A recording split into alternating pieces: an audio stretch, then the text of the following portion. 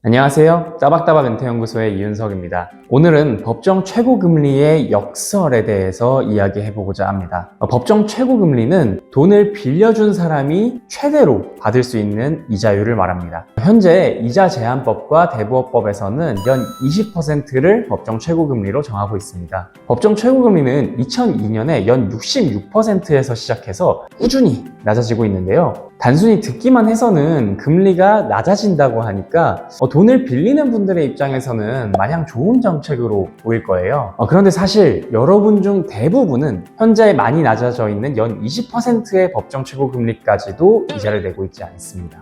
그렇기 때문에 대부분의 사람들은 법정 최고금리와 무관한 삶을 살아가요. 그렇다면 과연 누가 법정 최고금리의 영향을 많이 받을까요? 바로 저신용자입니다. 고정적인 수입이 없어서 신용점수가 낮은 저신용자들은 우리 주변에 생각보다 많습니다. 그런 분들이 가족에게 질병이 발생한다거나 아니면 다른 사건에 휘말리는 등 갑자기 큰 돈이 필요한 상황을 마주하면 어떻게 할까요? 대부분의 경우에 시중은행에서는 돈을 빌릴 수 없기 때문에 대부업체를 찾아갑니다. 그런데 아니나 다를까 이 대부업체에서도 신용대출을 받지는 못하고 있는데요. 그 이유가 아이러니하게도 법정 최고금리가 낮기 때문입니다.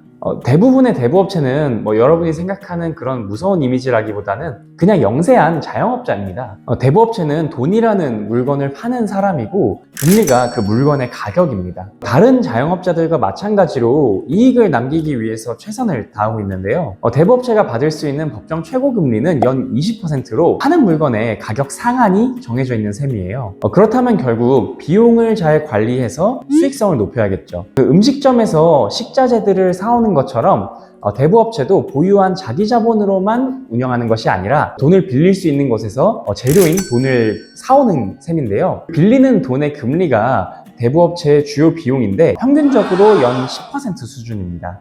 그런데 신용대출의 경우에는 불경기에 연체율이 10%가 넘어가요. 그러니까 돈을 신용대출로 빌려준 경우에 잡아둔 담보가 없기 때문에 이는 대부분 손실로 이어집니다. 그 말은 즉슨 법정 최고금리인 연 20%로 대출을 내보내면 사실상 조달금리 빼고 연체율 빼면 손실 확정이에요. 그렇기 때문에 대부분의 대부업체들이 신용대출을 취급하지 못하고 있는 상황입니다. 그렇다면 과거에는 어땠을까요? 법정 최고금리가 27.9%일 때만 하더라도 연체에 따른 손실을 감당하더라도 5% 이상은 남겨먹었습니다. 그런데 지금 법정 최고금리인 연 20%로는 수익이 하나도 없으니까 할 이유가 없죠.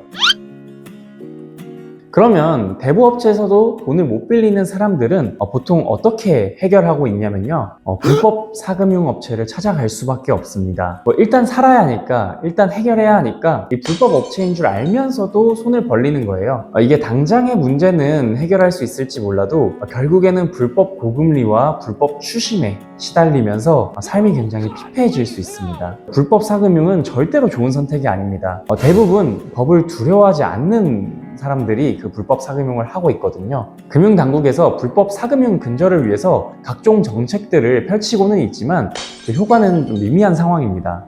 지금은 단순히 불법 사금융 업체들을 철퇴만 내려칠 것이 아니라 합법적으로 하는 분들이 더욱 시장에 많이 참여하여서 더욱 많은 금융소외자들을 포용할 수 있도록 법정 최고금리를 완화하고 시장 논리에 따라 시장이 돌아가도록 놔두는 것이 필요합니다. 최소한 2022년부터 시작된 기준금리 인상기에 금리 인상폭에 맞춰서라도 움직여줬어야 했습니다.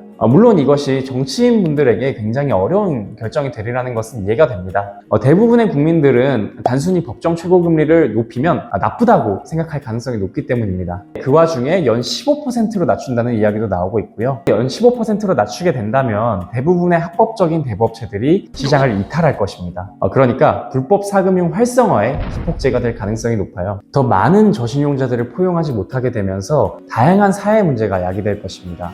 그런 의미에서 1인은행을 설립하여 금전 대부 업무를 하는 것은 사회의 균형적인 발전에 큰 도움이 됩니다. 실제로 1인은행을 통해서 대출을 받으시는 분들이 정말 감사해 하시는 모습을 많이 봅니다. 단순히 수익성과 안정성이 매력 있을 뿐만 아니라 금융 후진국인 우리나라의 구조적인 저성장 문제 해결에 1인은행이 크게 기여하고 있는 셈입니다. 오늘은 다소 주제가 좀 무거웠는데요. 다음번에 좀 더 밝은 이야기들로 찾아오겠습니다. 지금까지 따박따박 은퇴연구소의 이윤석이었습니다. 다음 영상에서 만나요.